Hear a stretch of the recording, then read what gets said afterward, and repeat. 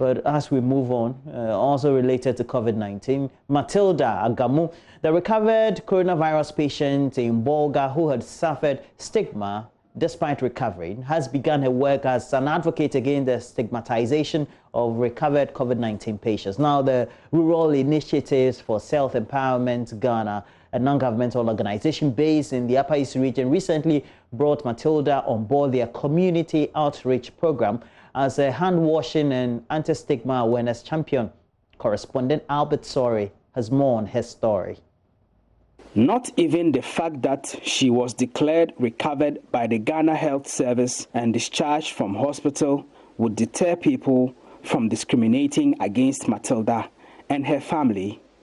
After her plight was reported on Joynews, Matilda's life changed from one of scorn and distress to a life filled with compassion from well-meaning persons who had heard her story.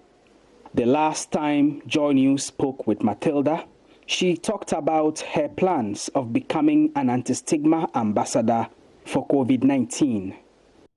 The NCCE, they came, they sent me out, and we spoke about stigmatization to the youth, to the public, to the FM stations.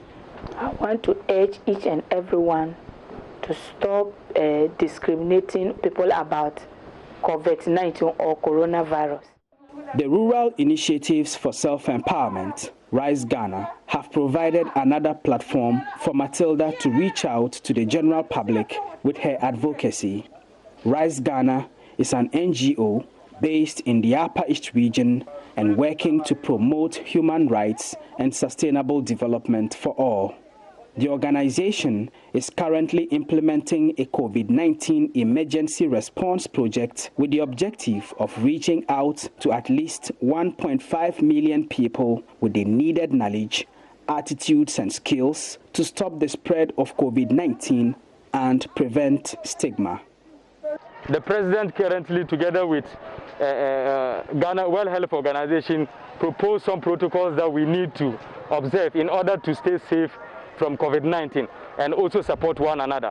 So I think that's one reason why UNICEF is supporting Rise Ghana to help in the advocacy. So as we are here this afternoon, we are here to do one of our projects, which is the promotion of hand washing and also an infotainment session at the market. You know, as they say, the virus is spread through our hands mostly. So the washing of hands is one of the key protocols that we need to observe.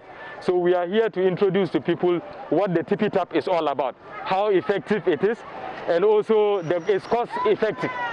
You need less than 10 cedi to be able to put up a tippy tap.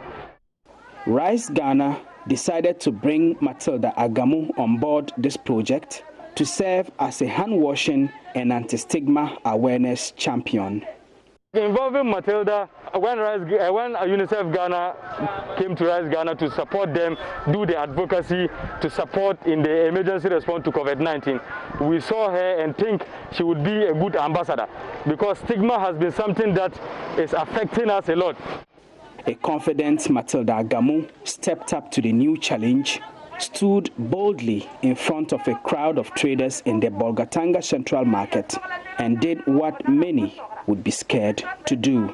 Speaking in the local language, she openly revealed her identity as well as her previous COVID-19 status before going on to deliver her message.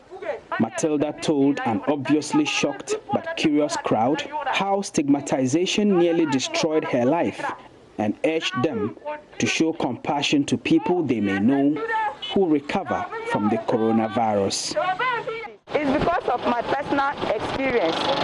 Yes, what I went through wasn't easy, especially my 8-year daughter. Actually, that one I can never forget. I don't think I can even forget it. I want Ghanaians to understand, or my fellow colleagues, the children, most especially the children. The children should understand that stigma is not the best. And then secondly, the virus is there, especially as they are going back to schools, they have to be careful and then follow the protocol. Rise Ghana presented Matilda with some materials to help her continue with the advocacy. For Joynews, Albert Sori, reporting from Bolgatanga.